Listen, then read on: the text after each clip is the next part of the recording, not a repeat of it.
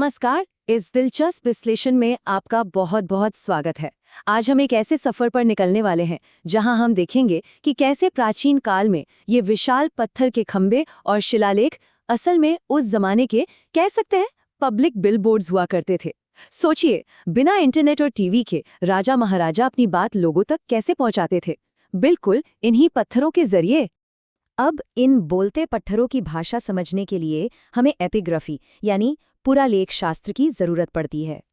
आसान शब्दों में कहूं तो ये वो विज्ञान है जो हमें उन प्राचीन संदेशों को पढ़ने में मदद करता है जो उस दौर के महान सम्राटों और यहाँ तक कि आम लोगों ने भी हमारे लिए छोड़े हैं। ये महज पत्थर नहीं है, ये सीधे तौर पर हमारा अपना उकेरा हुआ इतिहास है। तो चलिए फटाफट आज के हमारे एजेंडे पर नजर डाल लेते हैं।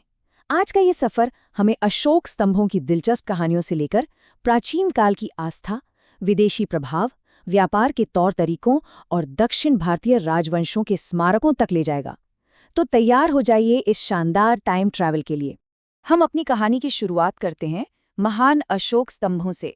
ये ऐतिहासिक स्तंभ इतने विशाल और प्रतीकात्मक रूप से इतने शक्तिशाली थे कि सदियों बाद आने वाले मध्यकालीन राजाओं ने भी इन्हें एक जगह से दूसरी जगह ले जाने के लिए एड़ी चोटी का जोर लगा दिया था। उदाहरण के तौर पर जरा दिल्ली टोपरा स्तंभ को ही देखिए। 14वीं शताब्दी में फिरोज शाह तुगलक ने इसे हरियाणा के टोपरा से दिल्ली लाने का जो फैसला किया, वो कोई छोटा मोटा काम नहीं था। उस दौर के इतिहास ग्रंथ सीरत-ए-फिरोज शाही में बाकायदा चित्र बनाकर दिखाया गया है कि इस विशालकाय पत्थर को मीलों दूर खींचकर लाने में कितनी भारी मशक्कत करनी पड़ी थी। और ये सब क्यों? महज अपनी सत्ता और ताकत का खौफ बिठाने के लिए। कुछ ऐसा ही हाल इलाहाबाद वाले स्तंभ का भी रहा। ये स्तंभ मानो एक ऐतिहासिक चुंबक था जो मूल रूप से था तो कौशाम्बी में, लेकिन 1583 में सम्राट अकबर इसे अपने इलाहाबाद किले में ले आए। दिलचस्प बात यह है कि इस एक खंभे पर अलग अलग युगों के इतिहास की परतें चढ़ी हुई हैं। इसमें आपको अशोक के प्राकृत भाषा वाले संदेश तो मिलेंगे ही, साथ ही, और ये मेरा पसंदीदा हिस्सा है, इसमें अशोक की रानी कारुवाकी के बेहद खास आदेश भी उकेरे गए हैं। चलिए अब थोड़ा आगे बढ़ते हैं। मौर्य साम्राज्य के पतन के बाद की दुनिया और भी ज्यादा दिलचस्प हो जाती है।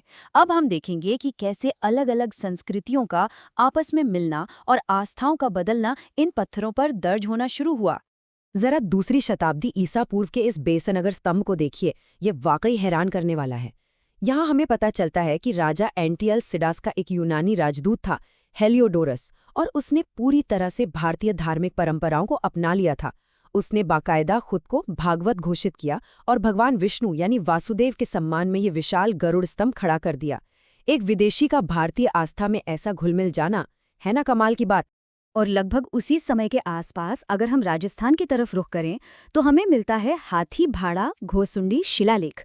ब्राह्मी लिपि में लिखे गए सबसे पुराने संस्कृत रिकॉर्ड्स में से एक है ये हमें वासुदेव और संकर्षण के प्रति तेजी से बढ़ती वैष्णव भक्ति के बारे में बताता है। इससे साफ जाहिर होता है कि उस दौर में आस्था और भाषा दोनों एक साथ कदम से कदम मिलाकर कैसे विकसित हो रहे थे। लेकिन ठहरिए, ये पत्थर सिर्फ राजाओं, महाराजाओं और राजदूतों की ही बातें नहीं करते। इन खुरदुरे पत्थरों ने उस समय के आम जनजीवन, व्यापार और यहाँ तक कि गणित की रोजमर्रा की धड़कन को भी सहेज कर रखा है। देखिए, महाराष्ट्र के नाने घाट शिलालेख की सबसे खास बात यहाँ है। सातवाहन राजाओं के शाही श्लोकों के ठीक बगल में आपको संख्याओं के ये प्राचीन प्रतीक दिखाई देंगे।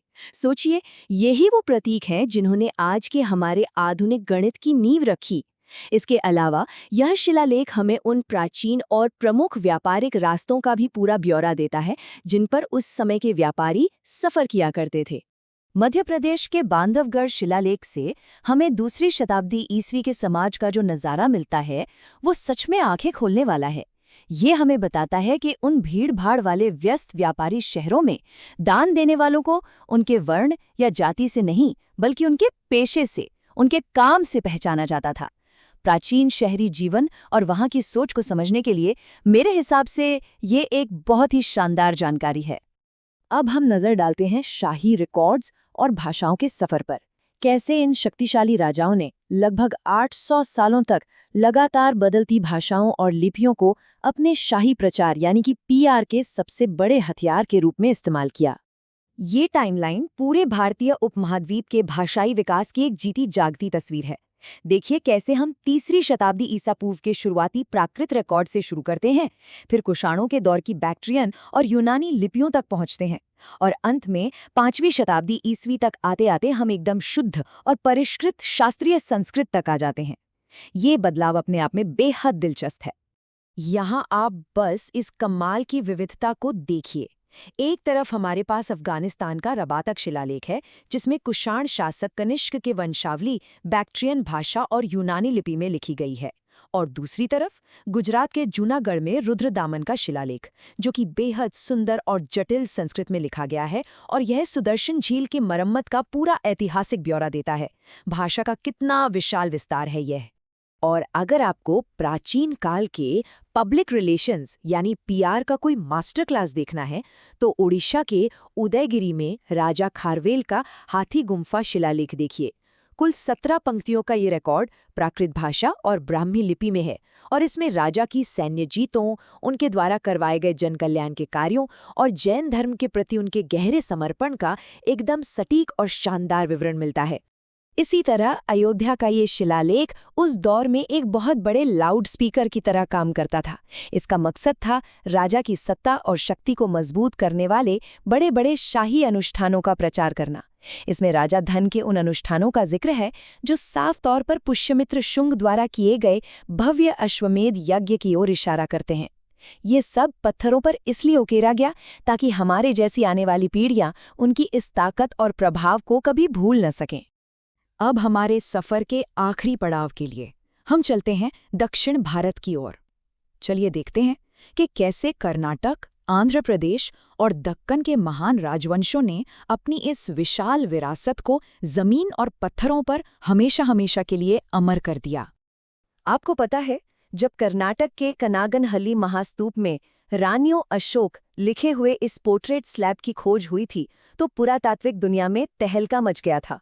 ये सच में रोंगटे खड़े कर देने वाला पल था, क्योंकि इस एक छोटे से शिलालेख ने आखिरकार दुनिया को महान सम्राट अशोक का एक असली भौतिक चेहरा दे दिया, वो चेहरा जिसे उससे पहले हम सिर्फ कहानी और किंवदंतियों में ही सुना करते थे।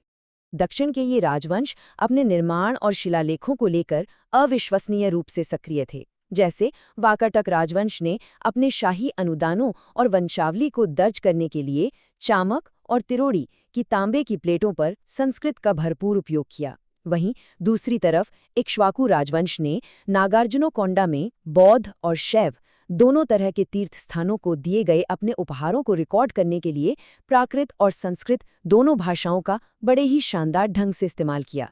तो इस विश्लेषण को खत्म करते हुए मेरे दिमाग में एक बड़ा ही गहरा और थोड़ा बेचैन करने वाला सवाल आ रहा है। देखिए, इन प्राचीन सभ्यताओं ने तो अपनी सच्चाइयों को, अपनी इतिहास को पत्थरों पर उकेर दिया था, जिसे आज हजारों सालों बाद भी हम पढ़ पा रहे हैं। लेकिन जरा सोचिए, अगर किसी दिन हमारे ये सारे डिजिटल रिकॉर्ड्स, हमारे सर्वर, हमारा क्लाउड डेटा सब कुछ अचानक गायब हो जाए, तो हमारी इस आधुनिक दुनिया की कहानी बताने के लिए क्या बचेगा? इतिहास महज अतीत को जानने के बारे में नहीं है, बल्कि इस बारे में भी है कि हम अपने आने वाले भविष्य के लिए पीछे क्या छोड़कर जाते हैं। इस शानदार सफर में मेरे साथ जुड़ने के लिए आपका बहुत बहुत धन्यवाद।